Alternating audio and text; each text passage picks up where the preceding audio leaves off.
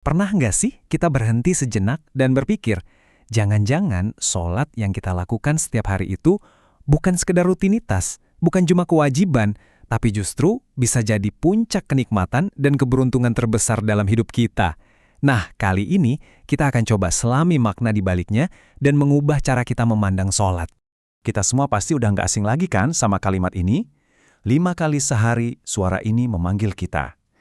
Hayya 'alal falah. Ayo menuju kemenangan, ayo menuju keberuntungan. Tapi, pernahkah kita benar-benar meresapi? Apa sih sebetulnya falah itu? Nah, ini dia pertanyaan intinya.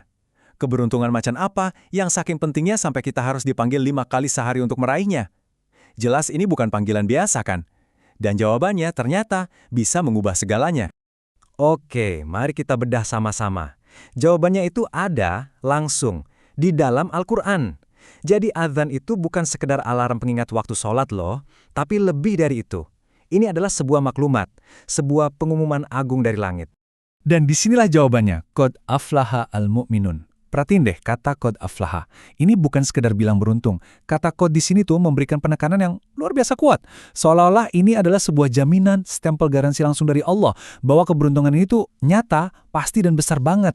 Jadi, falah yang diserukan dalam adzan itu, ya ini, keberuntungan tertinggi ini, panggilan sholat itu pada intinya adalah panggilan untuk meraih falah. Artinya apa? Artinya, sholat itu sendiri adalah jalannya, adalah cara kita untuk sampai ke puncak keberuntungan hidup kita. Coba deh kita renungkan sejenak. Yang manggil kita itu bukan manusia loh. Bukan ketua RT, bukan presiden. Ini adalah undangan langsung dari Allah, Raja dari segala raja, penguasa alam semesta. Mengundang kita, hambanya yang kecil ini, untuk meraih kemenangan sejati. Ini sebuah kehormatan yang luar biasa kan? Tapi tunggu dulu, ada syaratnya. Ada rahasia untuk bisa meraih keberuntungan ini. Dan ayat selanjutnya dalam surat yang sama, Al-Mu'minun, membongkar rahasia itu. Rahasianya tersembunyi bukan pada apa yang kita lakukan, tapi bagaimana kita melakukannya. Nah, ini dia kuncinya, khusyuk. Keberuntungan tertinggi itu ternyata khusus disediakan bagi mereka yang khusyuk dalam sholatnya. Jadi, ini bukan soal sekedar berdiri rukuk sujud, ada sesuatu yang jauh lebih dalam dari itu. Apa sih khusyuk itu? Gini deh, bayangin kita lagi ngobrol sama orang yang kita sayangi dan hormati banget. Pasti kita dengerin baik-baik kan? Hati dan pikiran kita fokus ke dia, nggak kemana-mana. Nah, khusyuk itu kayak gitu. Sebuah kondisi di mana hati dan pikiran kita hadir sepenuhnya, sadar 100% bahwa kita lagi menghadap Sang Pencipta. Disinilah terjadi sebuah pergeseran mindset yang fundamental. Sholat yang khusyuk itu mengubah ritual dari sekedar gerakan fisik menjadi sebuah perjumpaan. Sebuah pertemuan yang hidup. Jadi bukan lagi tentang mengerjakan sholat, tapi mengalami sholat. Momen di mana seorang hamba benar-benar terkoneksi dengan Tuhannya. Oke, sekarang kita lihat sisi sebaliknya. Al-Quran itu luar biasa, karena nggak cuma ngasih kabar gembira, tapi juga peringatan. Dan ada satu peringatan yang keras banget, bukan untuk orang yang nggak sholat, tapi justru untuk orang yang sholat, tapi lalai. Dengerin deh ayat ini. Fawailul lil musallin. Celakalah orang-orang yang sholat. Wow, tunggu dulu. Kok yang sholat malah celaka? Ayat selanjutnya menjawab, yaitu mereka yang lalai dalam sholatnya. While itu bukan celaka biasa. Ini adalah ancaman yang sangat serius. Jadi, seperti apa sholat yang lalai itu? Ya, kita semua mungkin pernah merasakannya. Badan kita ruku sujud, tapi pikiran kita mikirin kerjaan, mikirin cicilan. Hati kita kosong, gerakannya ada, tapi rasanya nggak ada. Sholat yang kayak robot gini, ya jelas nggak akan pernah membawa kita ke falah, dan nggak akan pernah terasa nikmat. Terus gimana dong solusinya? Gimana caranya biar sholat kita itu jadi hidup? Sebuah sholat yang benar-benar jadi jembatan kita menuju keberuntungan sejati itu. Ternyata ada rumusnya. Rumusnya adalah menyatukan dua hal. Yang pertama ada bentuk luarnya. Kita sebut saja syariat.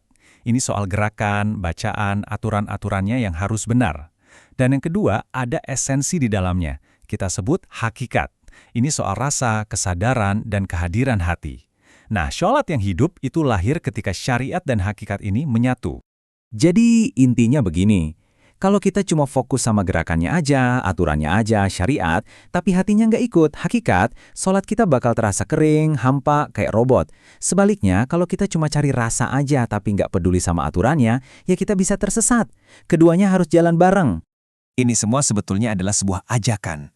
Ajakan untuk kita menjadi seorang mujaddid atau pembaharu bagi diri kita sendiri. Bukan mengubah agamanya, sama sekali bukan. Tapi memperbarui kualitas pengalaman kita dalam beragama, khususnya dalam sholat. Coba lihat perubahannya. Ini adalah perjalanan untuk mengubah sholat dari sekedar kewajiban menuju sebuah kenikmatan. Dari gerakan kosong menuju perjumpaan ilahi. Dari beban yang rasanya berat menuju pertemuan yang justru kita rindukan.